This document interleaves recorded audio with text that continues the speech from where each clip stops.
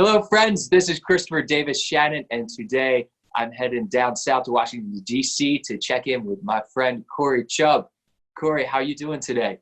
Doing pretty good. Doing all right. It was stormy this morning, but they had passed, and it's gorgeous right now. I got my windows. Yeah, it actually, coincidentally, it just hit us yeah. about 15 minutes ago. Downpour of torrential rain and a bunch of thunder. I think we're still under a tornado watch in Philly. So you got some sunshine coming your way. So, well, that's good to know. I do need that. Cory, could you kick us off with a tune? Sure. Yeah. I'm gonna play one by John Hartford called "Living in the Mississippi Valley."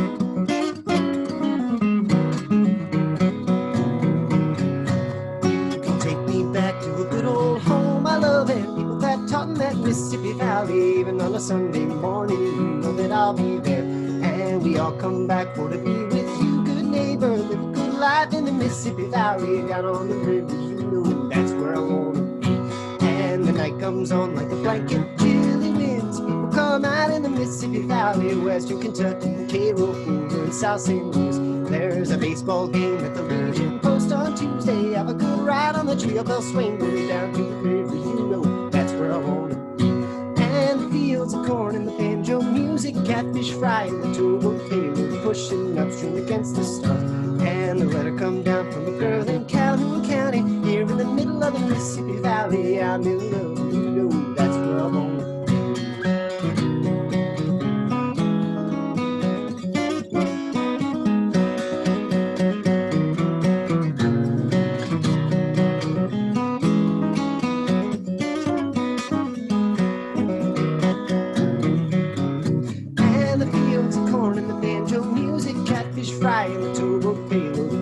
upstream against the stars. And a letter come back from a girl in Calhoun County, here in the middle of the Mississippi Valley. I'm in love, you know that's where I want to be.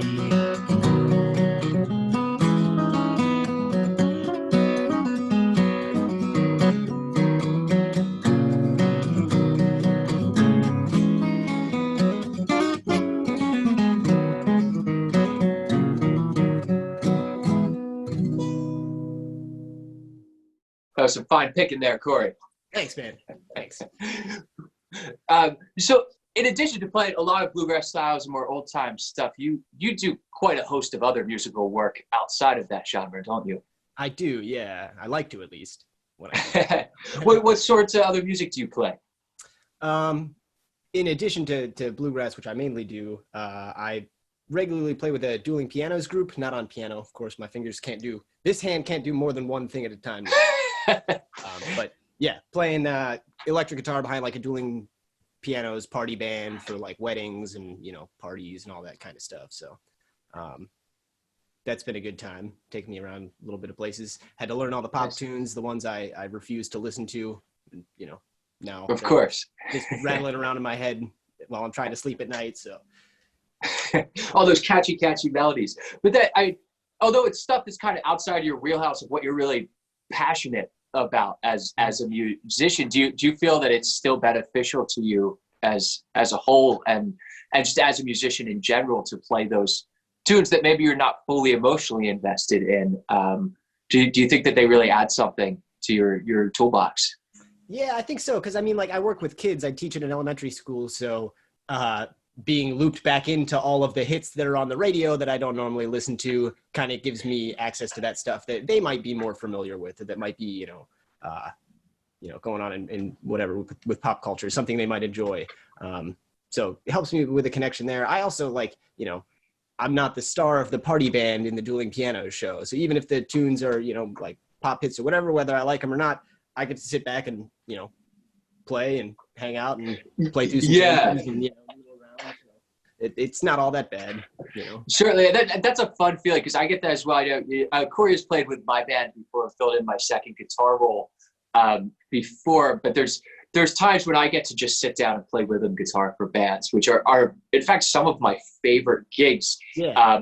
Because you play a lot of bluegrass and you sing harmony and lead, as well as playing in a bluegrass group with the setup that you generally have on stage. Everyone's sort of performance-based the entire time. There's no room to just sit in the back except for the bass player. Because that's what bass players do, and they can't move as much because they have a huge instrument. But it's nice to be able to relax for a moment and not be on that performative side necessarily of music, and sit there and really think about what you're able to play as opposed to just performing for the audience at all times. Right. And it's fun too, because those gigs, depending on the gig, some are more or less, but a lot of times they're request based. So we'll like kick off with a couple of tunes, but if requests keep flowing in, I may or may not know the tune, or they might call Bohemian Rhapsody, and then I got to deal with that. But right. And then it's an ear development exercise. Oh yeah. At that point, which is one of the beautiful things on there. I don't do many pop gigs myself, and these days they're almost non-existent. But when I first got out of college, I was doing more of that work in acoustic covers of pops and such. And it really was a great exercise, because usually the harmonic complexity is not too crazy. No. For a lot of that repertoire, it's a good challenge for yourself as a musician to try to figure out those things on the fly.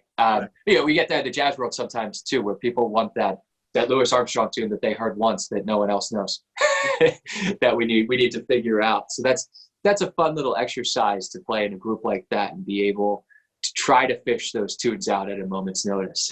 Yeah, those are fun. We do that with the Dueling Pianos group, and then the same guy who runs that Dueling Pianos group got started a little bluegrass trio, sometimes quartet when we got our bass player, but we're called the Trailer Grass Orchestra, and we do like similar tunes, although like pop hits and whatnot, but bluegrass style with 3-part harmonies over everything, like work on fun and whatnot. So that's always a good time, and we get requests from there too. We've got more of a standard set list with that group, but we're totally willing to try anything. The guy who runs the Dueling Pianos is the banjo player in the group, and he just, no tablet, no sheet music. He's got words to every song that's ever existed in his head. So somebody will throw up, some like TLC, and we'll hit it, or we'll do some like some Usher, or some Freebird. If somebody's really asking for it, we'll give them what they want, So it always floors me in the like lounge piano scene, just the amount of repertoire that those people have in their heads. Next time you're up in Philly, I'll have to drag you down to the Tavern on Kamak.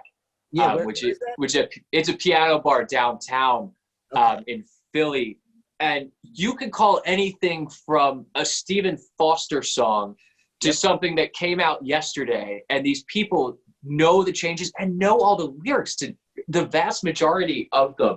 I think that's a truly incredible thing, to have a repertoire that is that vast, that diverse, and that accessible in your head.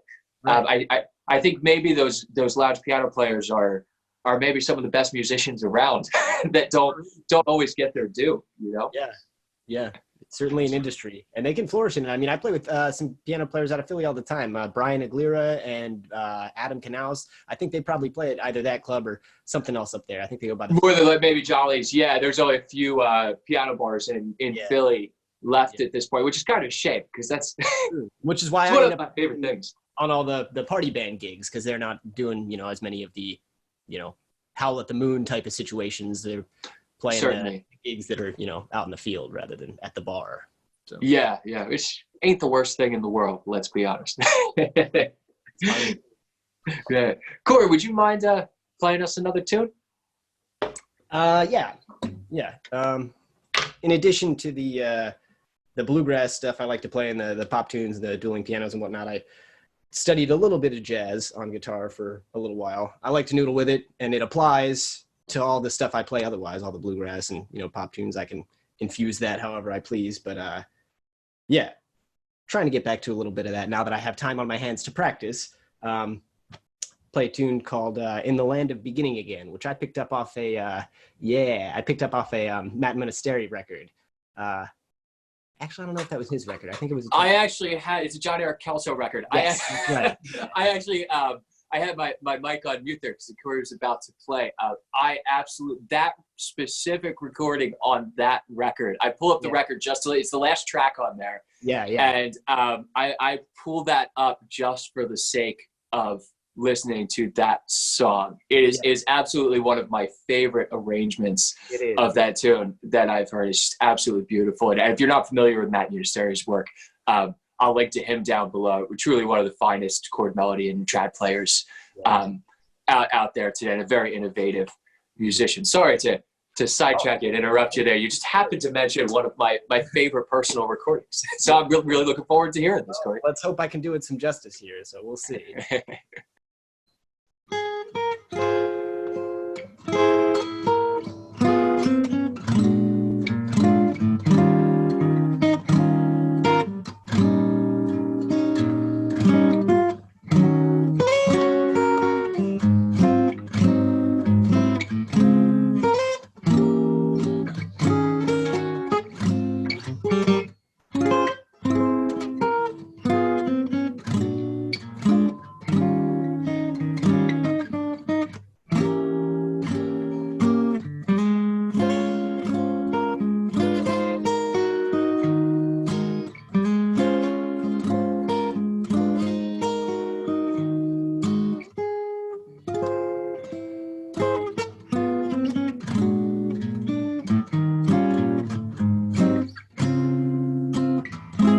In the land of beginning again, where skies are always blue, though we've made mistakes, it's true.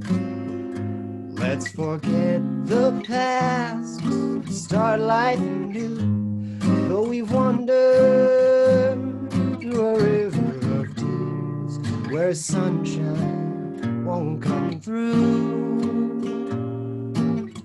Let's find that paradise where sorrow can't live, and learn the teachings of forget and forgive. In the land of beginning again, it's where broken dreams come true.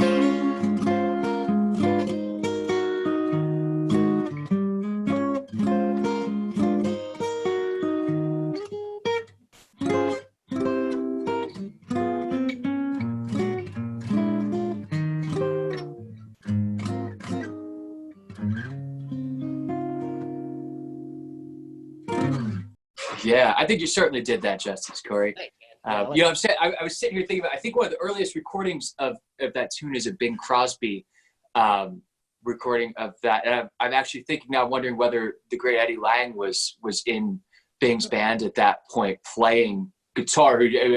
One of Matt's biggest influences in his playing is Eddie Lang. So I'm curious as to whether that was part of the reason that one made the the record. That's a beautiful, beautiful chord melody solo that you just played on there. It's really nice to hear that old style of playing that not enough people are doing these days. I'd love to get better at it, man. I happened to catch Matt when he was playing in Annapolis, opening for Kat Edmondson, and playing with her as well. Oh yeah. Actually, no, was that the last tour? It was just a two ago, yeah. Okay, yeah, I just opened for Kat. Matt was on guitar. That's right, yeah. Just about 5 or 6 months ago when they were doing their last tour. What a heck of a band Kat has. My gosh. They're killer, man. And it was great. I actually wasn't too familiar with her, but, you know, had been following him as a guitarist and saw he was going to be on that show and went because of him, but obviously was just, you know, blown away by her talent as well. She's great. Yeah, their version of When You Wish Upon a Star in minor is just genius. One of those tunes that really, really pulls you in. Yeah. Such a cool arrangement. Yeah, they're great. I wanted to, I mean, like, you know, I didn't get a chance to like rap with him or anything, but I'd love to link up with him next time he comes to town and take a lesson or two. Cause like I said, I studied a little bit of jazz guitar, but it's been a minute and I'm sure I could use, you know, somebody, a fresh set of eyes looking at me and telling me what I'm doing wrong or what I could be doing better. So we certainly all could use that. I assure you. How did you get into that style of playing the older chord melody style? I mean, honestly, it's mostly him, man. I listen to any of his records that I can find. And I also love that John Eric Kelso too. I mean, he's, you know, incredible player. Great band. I went to see Jordan Tice open up for David Bromberg's big band Sure. in DC here a Mhm. year or two ago, and I did not know what John Eric Kelso looked like. But after a couple of tunes, I was like, that trumpet sounds familiar. It's a very distinctive tone. Yeah. And sure enough, it was. So, but yeah, I love listening to any of those records, all that old style stuff. I'd love to get better at working with, those type of chord melodies. I don't sit down to do it as much as I should. So I'd love to have somebody giving me, like I said, the extra eye and maybe an assignment or two, something to help me out there. But Yeah, it's always great to have someone to put, even when you get to, I mean, you're a professional educator yourself and professional performer, but there's never a time that you can really stop learning. There is always someone who has is better than you, has a different perspective on the instrument. And I've found in today's day and age, it's just so much easier to find those people who are in your niche and do what you do potentially better or with a different flair, and to learn from them. And we're really blessed with that. It used to be, if you wanted to take lessons from someone, I was talking to Marcy Markser backstage one time. I don't know if you know her. She's in the DC area as well. Great, phenomenal multi-instrumentist, but especially ukulele player, and she took lessons from Roy Smeck in New York in, I guess, probably the 60s or 70s. And she had to honestly go track him down. She just went and she took a train to New York with a bag of nickels and started putting them in the payphone and calling all the specs in the phone book. And now it's as if we can just send an email and learn so much. And I think it's really propelling especially these older styles that were so interesting, but kind of fell by the wayside, especially in the 50s and 60s, as pop and rock really came into being and in popularity. And now we're able to kind of readdress them in a new light. And we're really lucky to have that these days. Yeah. I'm sitting here talking about how I'd love to be taking lessons. Now is the time for it, because we're kind of stuck at home, and so many guitarists are online trying to, supplement their income, and I'm trying to get better at guitar. So right. There's a lot of us. When we wrap up here, I'm going to go sign up for a online lesson with one of my favorite guitarists. There you go. That's the key. And that's the beautiful thing, being able to have Skype and Zoom and all these things that, especially I found as a teacher myself, because I don't really do too many online lessons because I don't have a studio in Philadelphia, in-person lessons because I don't have a studio in Philadelphia. I do almost entirely online learning, and I found that it's really something great, especially for more advanced, intermediate, and advanced players that have conquered a lot of the technique challenges already. When you get to the point where you're talking about musicality and the little things in your playing that really bring it up to the next level, those are things you really can get from Zoom. I mean, you have the lack of the physical interaction, which I feel is detrimental to younger and beginner students, not being able to do physical correction and such. But being able to pick someone's brain, sometimes it's not even about the playing, it's about the concepts. How to play guitar, that's never the issue. It's how you think about it, how you conceptualize things. And I think that's really neat that we have this access to all these amazing players out there and are able to learn from them as they learn from great players themselves. That's how it goes in our tradition. Just keep playing. Cory, you think you could play us one last tune? Sure, man. I'll play a tune by a gentleman who I would like to take a lesson from sometime in the near future here online. His name's Lyle Brewer. He's a guitarist out of Boston, I believe. He's great. I discovered him online fairly recently, and he does a lot of stuff with his fingers, which I am not very good at. I'm used to using this thing. I'm going to put it down for now, and we'll see how this goes.